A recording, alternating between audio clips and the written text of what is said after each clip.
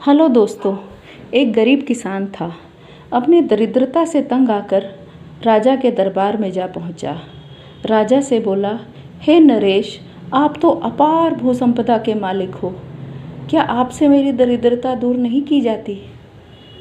राजा किसान के ये वचन सुनकर स्तब्ध हो गए।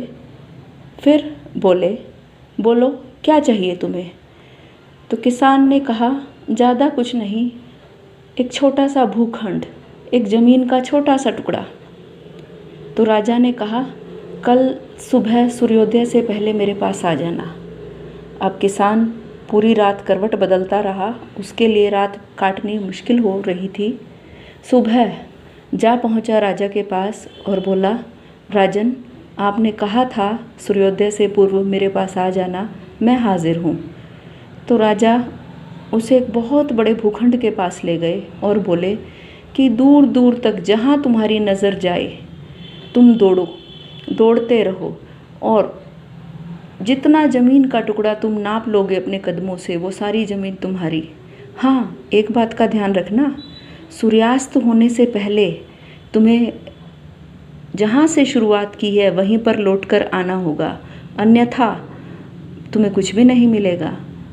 किसान राजा की शर्त समझ गया और उसने राजा की बात को आगे सुने बिना दौड़ना शुरू कर दिया और दौड़ता रहा।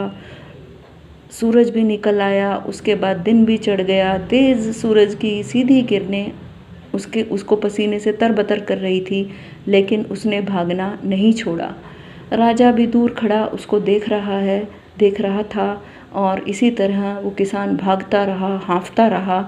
उसके कदम लड़खड़ाने लगे, उसकी सांसें उखड़ने लगी, लेकिन उसका लालच नहीं मिटा।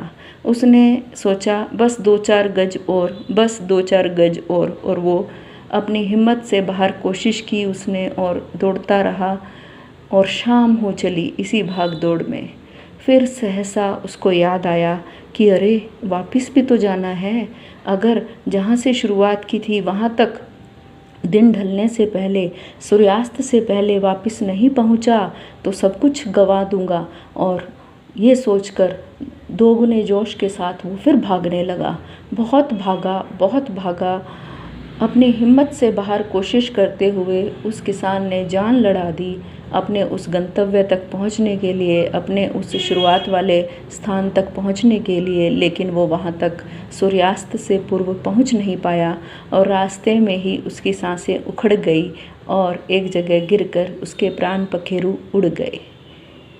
अब राजा अपने दरबारियों के साथ, अपने सेवकों के साथ उस स्थान पर पहुंचा और सबको कहा कि देखो इसके लालच का फल। इसको अपना भरण पोषण करने के लिए छोटा सा ज़मीन का टुकड़ा ही काफ़ी था, लेकिन इसके लालच ने, इसके स्वार्थ ने इसको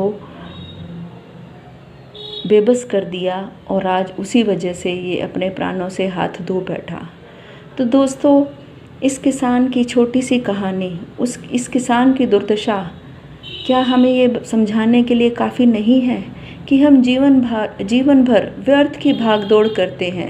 हमारी ज़रूरतें तो सीमित हैं, लेकिन चाहतों का तो कोई अंत ही नहीं। जब तक हम अपनी चाहतों पर काबू नहीं पाएंगे तो हम उस किसान की तरह दुर्दशा का शिकार होंगे।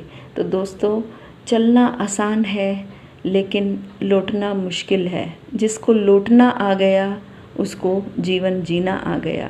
थैंक यू दोस्तों।